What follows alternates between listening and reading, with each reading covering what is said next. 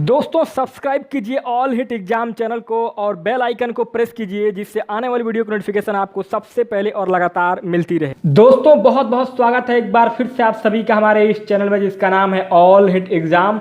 और आज का जो हमारा वीडियो होगा ये आपका CTET 2020 के लिए CDP बाल विकास मनोविज्ञान का सुपर 30 प्रश्न यानी कि CTET 2020 के लिए ये स्पेशल वीडियो होगा, अर्थात बाल विकास मनोविज्ञान का बेहद महत्वपूर्ण 30 प्रश्न होगा इस वीडियो में। एक चीज़ और मैं बता दूं आप सभी को इस वीडियो को स्टार्ट करने से पहले कि हमारे इस ऑल हिट एग्जाम चैनल पर आपको अब लगातार सुपर 30 प्रश्न सभी सब्जेक्ट से मिलेंगे, जैसे कि आपका पेपर 1 के लिए हिंदी, अंग्रेजी, बाल विकास मनोविज्ञान, पर्यावरण अध्ययन, गणित, इन सभी विषयों का आपको 30 प्रश्नों का वीडियो लगातार मिलेगा। यानी कि सुपर 30 का ये एक तरह से सीरीज चल रहा है हमारे चैनल पर CTET, UP-TET और सभी राज्यों के लिए। और दोस्तों पेपर 2 में आपका सोशल स्टडी यानी कि सामाजिक अध्ययन, हिंदी, अंग्रेजी, बाल विकास यानी कि पेपर 1 और पेपर 2 दोनों सब्जेक्टों के लिए 30 प्रश्नों का सुपर 30 का वीडियो आपको लगातार इस ऑल हिट एग्जाम चैनल पर अब लगातार मिलता रहेगा जब तक आपका CTET 2020 का परीक्षा क्लियर ना हो जाए। दोस्तों देरी ना करते हुए आज का वीडियो स्टार्ट करते हैं। सुपर 30 CDP के पहले पार्ट के पहला वीडियो का पहला प्रश्न है आपके स्क्रीन पर। शिक्षा की प्रक्रिया के अंग होते हैं। ऑप्शन ए शिक्षक, बी शिक्षार्थी, सी पाठ्यक्रम, डी उपयुक्त सभी। तो दोस्तों पहले नंबर के प्रश्न में जो आपका सबसे सही विकल्प होगा वो आपका ऑप्शन डी उपयुक्त सभी बिल्कुल राइट ऑप्शन हो जाएगा। क्यों? क्योंकि शिक्षा की प्रक्रिया के जो पार्ट होते हैं, अंग होते हैं, एजुकेशन के जो पार्ट होते हैं वे आपके ये तीनों होंगे, अर्थात शिक्षक भी होगा, शिक्षार्थी भी होगा और पाठ्यक्रम भी होगा। इसलिए आपका पहले नंबर के प्रश्न में ऑप्शन डी बिल्कुल राइट ऑप्शन हो जाएगा। दूसरा प्रश्न है आपके स्क्रीन पर। प्रभावी और अस्थायी शिक्षा ग्रहण करने के लिए विद्यार्थी के पास होना चाहिए। ऑप्शन ए केवल शिक्षा प्राप्त करने के अवसर, बी योग्यता और अभिप्रेरणा का वांछित स्तर, सी केवल उपयुक्त बौद्धिक स्तर, डी केवल सीखने की योग्यता। तो दोस्तों दूसरे नंबर के प्रश्न में जो आपका सबसे सही विकल्प होगा वो आपका ऑप्शन बी अर्थात योग्यता और अभिप्रेरणा का वांछित स्तर बिल्कुल राइट ऑप्शन हो जाएगा। क्यों होगा? क्योंकि CDP अर्थात बाल विकास मनोविज्ञान में कभी भी अगर आप ऑप्शन में ये देखें कि पूछा जा रहा है कि केवल शिक्षा प्राप्त करने के अवसर यानी कि जहाँ केवल शब्द लगा हो तो मैक्सिमम चांस रहता है कि वो आपका ऑप्शन नहीं सही होगा। तो दोस्तों इन तीनों में ऑप्शन ए, सी और डी तीनों में केवल लिखा है तो वैसे ही ये कट जाएगा, ऑप्शन बी बच जाएगा, इसलिए ऑप्शन बी राइट आंसर हो जाएगा। और वैसे भी आपका प्रभावी और अस्थायी शिक्षा ग्रहण करने के विद्यार्थी के पास योग्यता और अभिप्रेरणा, उसके अंदर मोटिवेशन होना बहुत जरूरी है, इसलिए आपका योग्यता और अभिप्रेरणा का वांछित स्तर होना जरूरी है। ऑप्शन बी करेक्ट हो जाएगा। अब दोस्तों तीसरा प्रश्न है आपके स्क्रीन पर। कूट-लेविन के अनुसार समूह में जो परिवर्तन है उन्हें डैश डैश डैश क्या कहते हैं? ए परस्परता कहते हैं, बी रचनात्मकता कहते हैं, सी गतिशीलता कहते हैं, डी संगति कहते हैं। तो दोस्तों तीसरे नंबर के प्रश्न में जो आपका सबसे सही विकल्प होगा वो आपका ऑप्शन सी गतिशीलता कहते हैं बिल्कुल राइट ऑप्शन हो जाएगा। क्यों? क्योंकि कूट-लेविन ने कहा है कि समूह में, ग्रुप में जो आपका परिवर्तन होता है, समूह में जो आपका परिवर्तन होता है, चेंजिंग होता है, उससे गतिशीलता कहते हैं, मोमेंटम कहते हैं। इसलिए आपका ऑप्शन सी गतिशीलता बिल्कुल राइट ऑप्शन हो जाएगा। चौथा प्रश्न है आपके स्क्रीन पर। मानसिक स्वास्थ्य और डैश डैश डैश में घनिष्ठ संबंध है। तो चौथे प्रश्न में थोड़ा सा मिस्टेक है, इसमें आपका ऑप्शन नहीं दिया गया है। तो दोस्तों चौथे प्रश्न में मैं आप सभी को ऑप्शन लिख दे रहा हूं, आप सभी बता दीजिएगा। आपका पहला ऑप्शन है चौथे नंबर के प्रश्न में आपका अभिवृत्ति है। पहला ऑप्शन है आपका अभिवृत्ति है दोस्तों पहला। दूसरा है आपका ऑप्शन स्वीकार्यता यानी कि एक्सेप्टेशन, स्वीकार्यता। तो दोस्तों दूसरा आपका स्वीकार्यता है और तीसरा ऑप्शन होगा आपका बचने यानी कि बचने और चौथा होगा आपका सृजनशीलतावाद।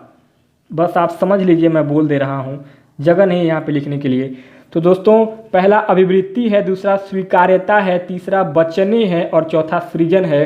तो दोस्तों चौथे नंबर के प्रश्न में जो आपका सबसे सही विकल्प होगा वो आपका ऑप्शन सेकंड स्वीकार्यता, एक्सेप्टेंस बिल्कुल राइट ऑप्शन हो जाएगा, क्योंकि मानसिक स्वास्थ्य और स्वीकार्यता में घनिष्ठ संबंध होता है, इसलिए चौथे नंबर के प्रश्न में आपका ऑप्शन सेकंड स्वीकार्यता बिल्कुल राइट ऑप्शन हो जाएगा। पांचवा प्रश्न है आपके स्क्रीन पर, निम्न में कौन अधिगमकर्ता को अधिक स्वतंत्रता देता है? ए संरचनावाद, बी क्रियाशीलतावाद, सी व्यवहारवाद और डी सृजनशीलतावाद। तो दोस्तों पांचवें नंबर के प्रश्न में जो आपका सबसे सही विकल्प होगा वो आपका ऑप्शन बी क्रियाशीलतावाद बिल्कुल राइट ऑप्शन हो जाएगा। क्यों होगा?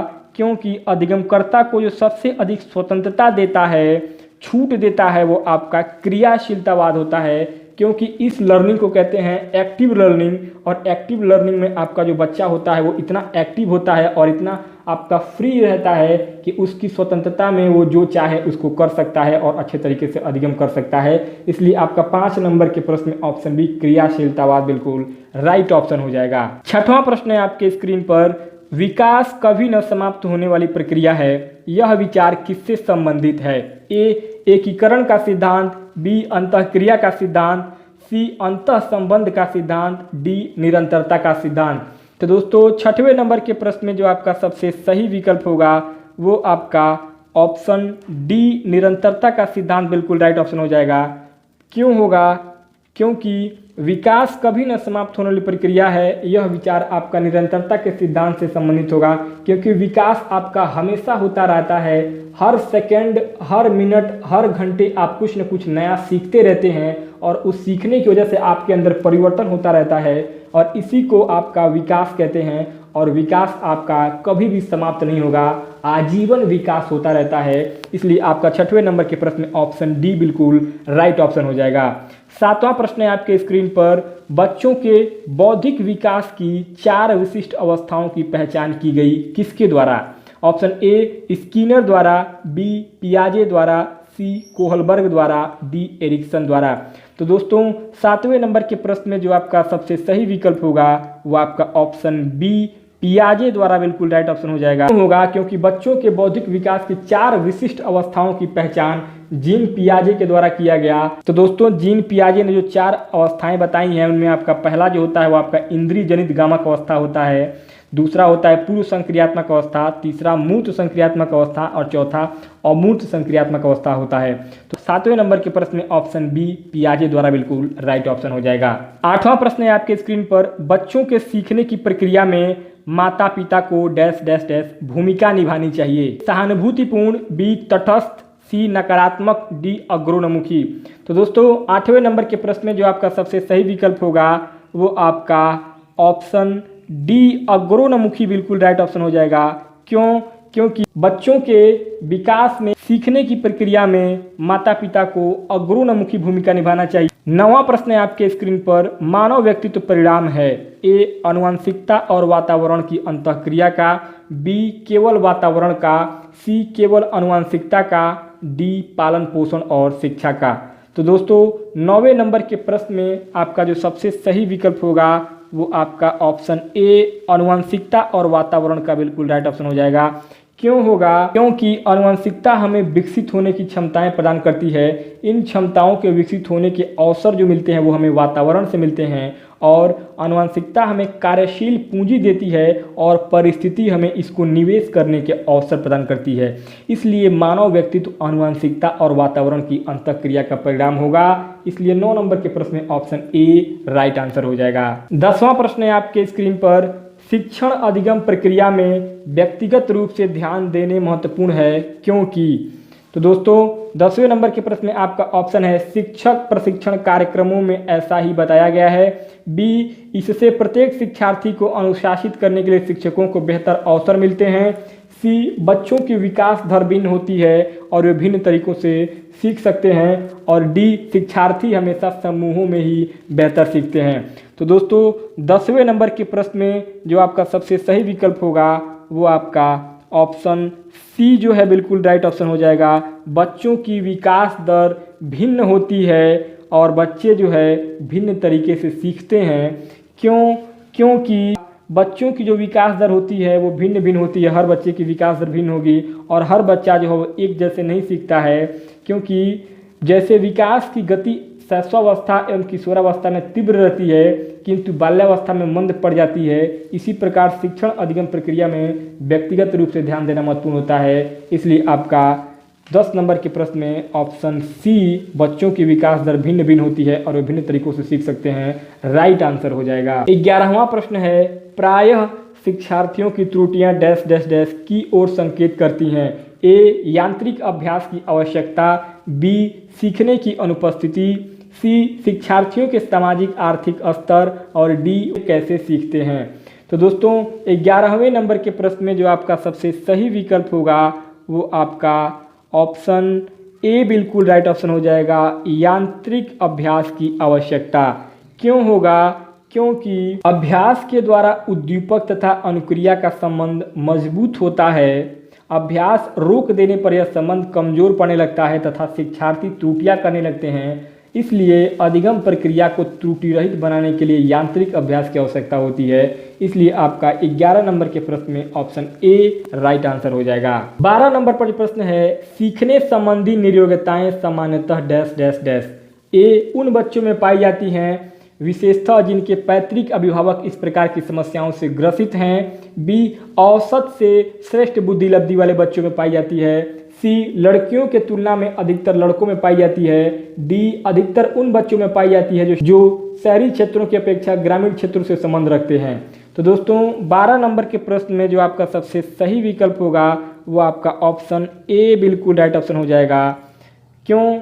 क्योंकि सीखने संबंधी नियोग्यताएं सामान्यतः उन बच्चों में पाई जाती हैं जिनके पैतृक अभिभावक इस प्रकार की समस्याओं से ग्रसित होते हैं। इसलिए इसका प्रमुख कारण वंशानुक्रम होता है। वंशानुक्रम से हमारा मतलब है माता पिता की शारीरिक एवं मानसिक विशेषताओं का संतानों में हस्तांतरित होना है। यानी कि अगर किसी के पिताजी में कुछ अगर ऐसी कमियां हैं तो वो उसके संतान में भी यानी कि ट्रांसफर होती रहती हैं। इसलिए आपका 12 नंबर के प्रश्न में ऑप्शन ए जो है बिल्कुल राइट ऑप्शन हो जाएगा।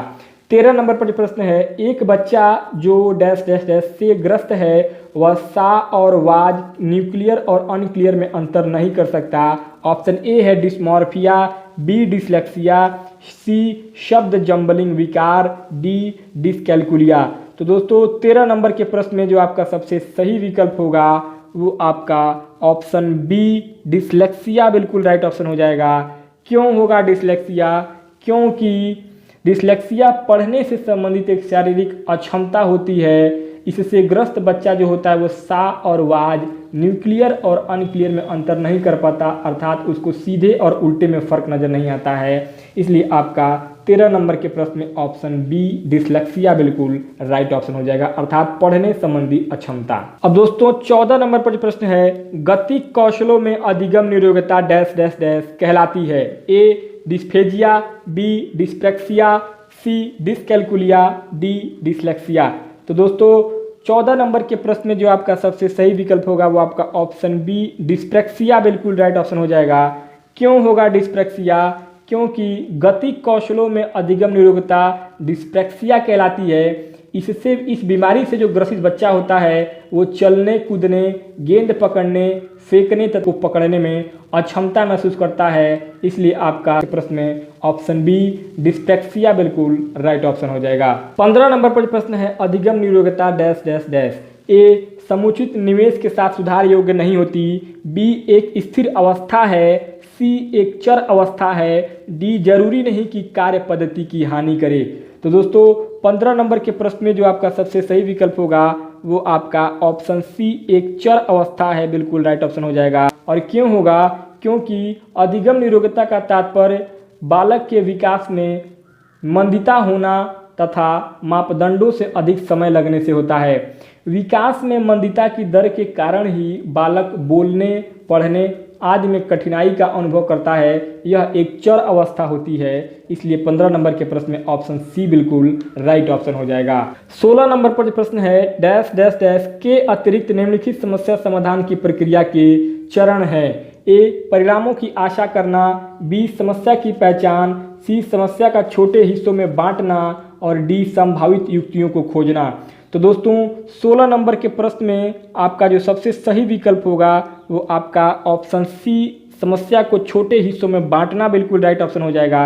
और क्यों होगा? क्योंकि परिणामों की आशा करना, समस्या की पहचान तथा संभावित युक्तियों की खोज करना समस्या समाधान प्रक्रिया के मुख्य चरण होते हैं। इसलिए आपका 16 नंबर के प्रश्न में ऑप्शन सी जो है बिल्कुल राइट ऑप्शन हो जाएगा, क्योंकि इसमें पूछा जा रहा है कि किसके अतिरिक्त निम्नलिखित समस्या समाधान की प्रक्रिया के चरण हैं। तो दोस्तों ऑप्शन ए, बी और डी जो है ये आपके समस्या समाधान प्रक्रिया के चरण होंगे, लेकिन ऑप्शन सी जो है वो आपका समस्या समाधान का प्रक्रिया का चरण नहीं होगा। इसलिए ऑप्शन सी आपका राइट ऑप्शन हो जाएगा 16 नंबर के प्रश्न में। 17 नंबर पर जो प्रश्न है, निम्न में से कौन सी सर्वाधिक प्रभावकारी विधि हो सकती है जो आपकी इस अपेक्षा को पूरी कर सके कि वंचित विद्यार्थी अपनी भागीदारिता द्वारा सफल हो सके? ए, अपने लक्ष्य को महसूस करने के लिए बच्चों की अन्य बच्चों से प्रायः तुलना करते रहना। बी, इस बात पर बल देना कि आपकी उनसे उच्च अपेक्षाएं हैं। सी, आप उनकी सफलता हेतु उनकी क्षमता में विश्वास को अभिव्यक्त करें। और ऑप्शन डी, पढ़ाए जाने वाले विषय में आप अपनी रुचि विकसित कर सकें। तो दोस्तों 17 नंबर के प्रश्न में जो आपका सबसे सही विकल्प होगा वो आपका ऑप्शन सी जो है, आप उनकी सफलता हेतु उनकी क्षमता में विश्वास को अभिव्यक्त करें, बिल्कुल राइट ऑप्शन हो जाएगा। और क्यों होगा? क्योंकि सकारात्मक मानसिक लक्ष्य की प्राप्ति में काफ़ी हद तक लाभकारी होता है। विजय सिर्फ कार्य से ही नहीं बल्कि सकारात्मक सोच के संयुग्मन का परिणाम होता है। आप किसी विद्यार्थी के गुणों में, उसकी क्षमता में, उसके व्यक्तित्व में अगर यकीन रखते हैं और उसकी सफलता के प्रति आश्वस्त रहते हैं तो आप विद्यार्थियों की सफलता को मूर्त रूप देने में सक्षम होंगे। इसलिए आपका 17 नंबर के प्रश्न में ऑप्शन सी बिल्कुल राइट ऑप्शन हो जाएगा।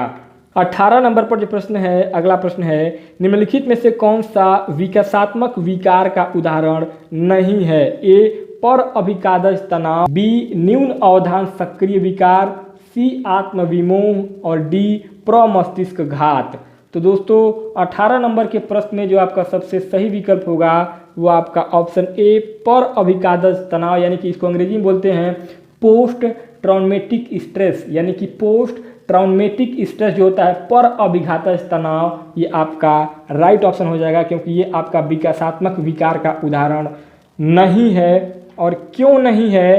क्योंकि बालक के विकास की प्रक्रिया में अनेकों एक ऐसी बीमारी होती है जिसमें बच्चा अपने आसपास के पर्यावरण के साथ अनजान रहता है और प्रमस्तिष्क बात के अंतर्गत बच्चों में संवेदनशीलता का लोप हो जाता है और उनमें शारीरिक अक्षमता का विकास होता है। इसी तरह न्यून अवधान सक्रिय विकार के अंतर्गत बच्चा किसी बिंदु पर अपना ध्यान केंद्रित करने में अक्षम होता है। तो दोस्तों इस प्रकार से आपका ऑप्शन ए जो है पर अभिघातज तनाव बिल्कुल राइट ऑप्शन है, क्योंकि इसको छोड़कर बाकी जो तीनों हैं ये आपका विकासात्मक विकार के उदाहरण हैं, लेकिन ए पर अभिघातज तनाव आपका ये विकासात्मक विकार का उदाहरण नहीं है। और पूछा जा रहा है 18 नंबर में कि कौन सा विकासात्मक विकार का उदाहरण नहीं है, तो ऑप्शन ए राइट ऑप्शन हो जाएगा।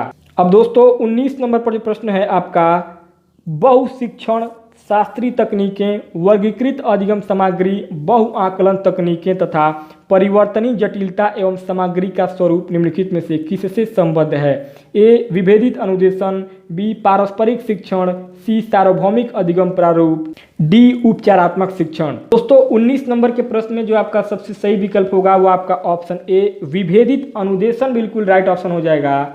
और क्यों होगा विभेदित अनुदेशन? क्योंकि बहुशिक्षण शास्त्रीय तकनीकें, वर्गीकृत अधिगम सामग्री, बहुआकलन तकनीकें तथा परिवर्तनीय जटिलता एवं सामग्री का स्वरूप शिक्षा की विविधता भरी अनुदेशन प्रणाली को व्याख्यायित करता है। इस संदर्भ में विभेदित अनुदेशन की प्रक्रिया सफल तकनीक के रूप में इस्तेमाल की जाती है। इसलिए आपका 19 नंबर के प्रश्न में ऑप्शन ए, विभेदित अनुदेशन बिल्कुल राइट ऑप्शन हो जाएगा। तो 20 नंबर पर जो प्रश्न है, किसने सबसे पहले बुद्धि परीक्षण का निर्माण किया? ए, अल्फ्रेड बी ने, बी, चार्ल्स स्पीयरमैन, सी, रॉबर्ट स्टेनबर्ग, डी, डेविड वैशलर। तो दोस्तों 20 नंबर के प्रश्न में जो आपका सबसे सही विकल्प होगा वो आपका ऑप्शन ए, अल्फ्रेड बी ने बिल्कुल राइट ऑप्शन हो जाएगा। और क्यों होगा? क्योंकि प्रथम बुद्धि परीक्षण अल्फ्रेड बी ने द्वारा विकसित किया गया है। उन्हें बुद्धि परीक्षण के जन्मदाता के रूप में भी जाना जाता है। इसलिए आपका 20 नंबर के प्रश्न में ऑप्शन ए राइट ऑप्शन हो जाएगा।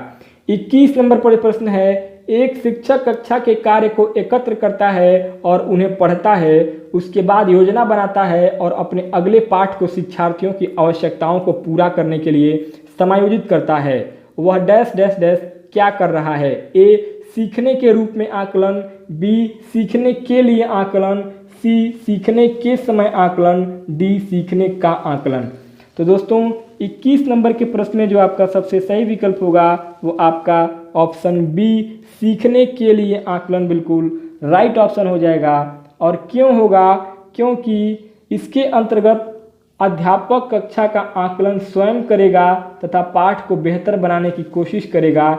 इस प्रकार इसे सीखने के लिए आकलन कहा जा सकता है, इसलिए आपका ऑप्शन बी जो है बिल्कुल राइट ऑप्शन हो जाएगा 21 नंबर के प्रश्न में। 22 नंबर पर जो प्रश्न है, कक्षा कक्ष में जेंडर लिंग विभेद ए शिक्षार्थियों के हस्तोन्मुखी प्रयासों अथवा निष्पादन का कारण बन सकता है, बी पुरुष शिक्षार्थियों के वृद्धि उन्मुख प्रयासों अथवा निष्पादन का कारण बन सकता है, सी महिला शिक्षकों की अपेक्षा पुरुष शिक्षकों के द्वारा अधिक किया जाता है, डी शिक्षार्थियों के निष्पादन को प्रभावित नहीं करता है।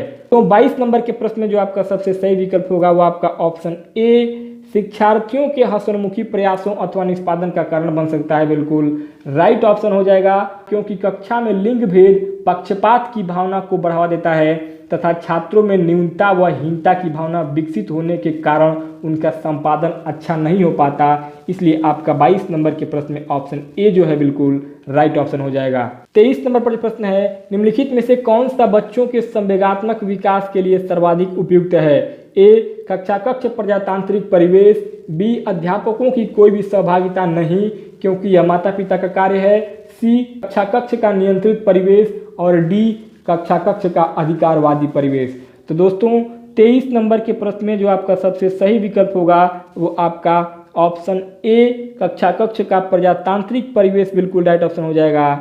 क्योंकि कक्षा कक्ष का प्रजातांत्रिक परिवेश बालक के संवेगात्मक विकास के लिए सबसे ज़्यादा सर्वाधिक उपयुक्त होगा, इसलिए आपका ऑप्शन ए राइट ऑप्शन हो जाएगा। 24 नंबर पर प्रश्न है, निम्नलिखित में से कौन सा एक उपयुक्त रचनात्मक आकलन कार्य नहीं है? ए खुले अंत वाले प्रश्न, बी परियोजना, सी अवलोकन, डी विद्यार्थियों का योग्यता क्रम निर्धारित करना। तो दोस्तों 24 नंबर के प्रश्न में जो आपका सबसे सही विकल्प होगा वो आपका ऑप्शन डी विद्यार्थियों का योग्यता क्रम निर्धारित करना बिल्कुल राइट ऑप्शन हो जाएगा। और क्यों होगा? क्योंकि विद्यार्थियों का योग्यता क्रम का निर्धारण करना एक उपयुक्त रचनात्मक आकलन कार्य नहीं है, क्योंकि इसके अध्ययन से उनमें हीन भावना उत्पन्न हो सकती है। 24 नंबर के प्रश्न में ऑप्शन डी बिल्कुल राइट ऑप्शन हो जाएगा। 25 नंबर पर प्रश्न है, एक प्रभावशाली अध्यापिका के लिए यह महत्वपूर्ण है। ए पुस्तक से उत्तरों को लिखाने पर बल देना, बी समूह गतिविधि के बजाय व्यक्तिगत अधिगम पर ध्यान देना, सी विद्यार्थियों के द्वारा प्रश्न पूछने के कारण उत्पन्न व्यवधान की अनदेखी करना, डी प्रत्येक बच्चे के संपर्क में रहना। तो दोस्तों 25 नंबर के प्रश्न में जो आपका सबसे सही विकल्प होगा वो आपका ऑप्शन डी प्रत्येक बच्चे के संपर्क में रहना बिल्कुल राइट ऑप्शन हो जाएगा। और क्यों होगा? क्योंकि आज शिक्षक की भूमिका में बहुत ज़्यादा परिवर्तन हुआ है। अब उसकी भूमिका ज्ञान के स्रोत के स्थान पर एक सहायक की हो गई है, इसलिए शैक्षिक लक्ष्यों की पूर्ति के लिए उसे प्रत्येक बच्चे के संपर्क में रहना अनिवार्य होगा, इसलिए आपका 25 नंबर के प्रश्न में ऑप्शन डी प्रत्येक बच्चे के संपर्क में रहना राइट ऑप्शन हो जाएगा। 26 नंबर पर अगला प्रश्न है, भिन्न रूप से सक्षम बच्चे के लिए निम्नलिखित में से कौन सा सबसे महत्वपूर्ण कारक है? ए उसके व्यवहार को नियंत्रित करना, बी उसके ग्रेड्स में सुधार करना, सी उसके कौशलों का संवर्धन करना, डी उसकी पीड़ा को कम करना।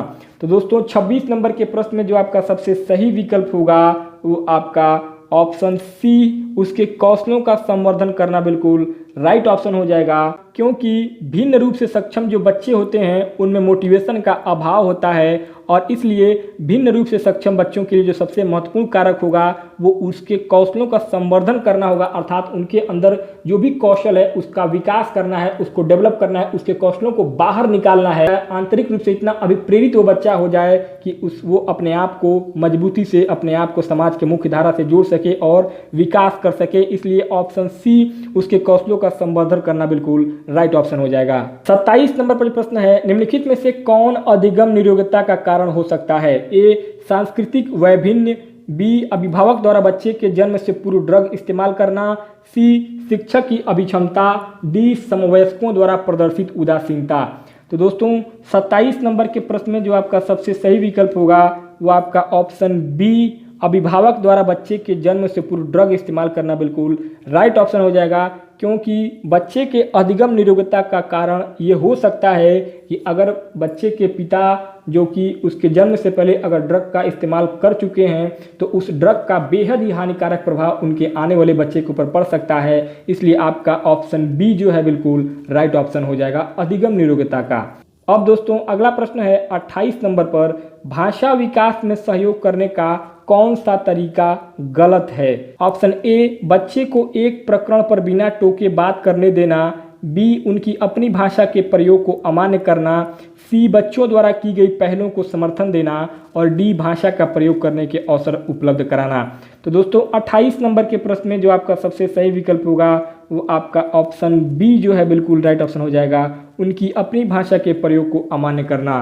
क्यों होगा ऑप्शन बी राइट आंसर? क्योंकि कोई भी बच्चा जब स्कूल में पहली बार आता है तो वो अपने लोकल भाषा में जो सीख कर आता है, अर्थात वो अपने घर की, परिवार की, अपने समाज की जो भाषा को सीख कर आता है, वो स्कूल में आकर वो बच्चा बोलता है, वो डायरेक्ट हिंदी या डायरेक्ट अंग्रेजी नहीं बोलेगा, वो उसके परिवार की अपनी लोकल भाषा को सीख कर आकर बोलेगा।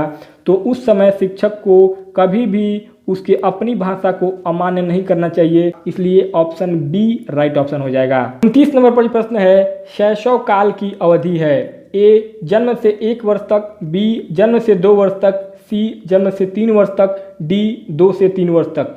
तो दोस्तों 29 नंबर के प्रश्न में आपका ऑप्शन बी जन्म से 2 वर्ष तक बिल्कुल राइट ऑप्शन हो जाएगा।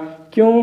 क्योंकि जन्म से 2 वर्ष तक की जो अवधि होती है, समय होता है, उसको शैशव काल कहा जाता है। अर्थात इस समय यानी इस अवधि में बालक का शारीरिक और मानसिक विकास बड़ी तीव्र गति से होता है, इसलिए 29 नंबर के प्रश्न में आपका ऑप्शन बी राइट ऑप्शन हो जाएगा। 30 नंबर पर प्रश्न है, पियाजे के अनुसार 2 से 7 वर्ष के बीच का एक बच्चा संज्ञानात्मक विकास की डैश डैश डैश अवस्था में है? ए पूर्व संक्रियात्मक अवस्था, बी औपचारिक संक्रियात्मक अवस्था, सी मूर्त संक्रियात्मक अवस्था और ऑप्शन डी संवेदी गतिक अवस्था। तो दोस्तों 30 नंबर के प्रश्न में आपका ऑप्शन ए पूर्व संक्रियात्मक अवस्था बिल्कुल राइट ऑप्शन हो जाएगा। क्यों? क्योंकि जीन पियाजे ने संज्ञानात्मक विकास की जो 4 अवस्थाओं के बारे में बताया था, उनकी जो अवस्थाएं हैं, पहला है आपका संवेदी गतिक अवस्था जिसका उम्र होता है 0 से लेकर के 2 वर्ष तक, दूसरा होता है पूर्व संक्रियात्मक अवस्था जो कि 2 से 7 वर्ष तक होता है, तीसरा होता है मूर्त संक्रियात्मक अवस्था जो कि 7 से 11 वर्ष तक होता है, और चौथा होता है औपचारिक संक्रियात्मक अवस्था जिसकी उम्र होती है 11 से 15 वर्ष तक। तो दोस्तों दूसरे नंबर के प्रश्न में आपका ऑप्शन ए पूर्व संक्रियात्मक अवस्था का जो उम्र है वो 2 से 7 वर्ष के बीच का होता है, इसलिए आपका 30 नंबर के प्रश्न में ऑप्शन ए राइट आंसर हो जाएगा। तो दोस्तों इस प्रकार से आपका सीडीपी बाल विकास मनोविज्ञान शिक्षण अधिगम का सुपर 30 के पहले पार्ट का पहला वीडियो यहाँ पर कंप्लीट हुआ 30 प्रश्नों के साथ। तो आप सभी को वीडियो कैसा लगा मुझे कमेंट बॉक्स में ज़रूर बताइएगा, और दोस्तों अगर आप सभी को वीडियो अच्छा लगता है तो आप हमें कमेंट बॉक्स में ज़रूर बताएं कि इसका आगे का पार्ट यानी कि सुपर 30 का ये सीरीज चलना चाहिए या नहीं चलना चाहिए, क्योंकि आप सभी के सुझाव का बहुत ही बड़ा योगदान होता है किसी भी सिलेबस को, किसी भी सब्जेक्ट को पढ़ाने का। तो आप सभी जैसा सजेशन करेंगे, आप सभी जैसा राय देंगे, उसी हिसाब से आगे का जो पार्ट है वो बनता जाएगा। तो दोस्तों आप सभी अपना सुझाव जरूर देंगे कि ये 30 प्रश्न आप सभी को कैसा लगा, और इसी तरीके की 30 प्रश्नों की सीरीज आगे बननी चाहिए या नहीं बननी चाहिए। तो दोस्तों आप सभी का कमेंट का मैं इंतजार करूँगा, और दोस्तों मिलेंगे एक और ज़बरदस्त और इंटरेस्टिंग वीडियो के साथ। तब तक के लिए बहुत बहुत धन्यवाद।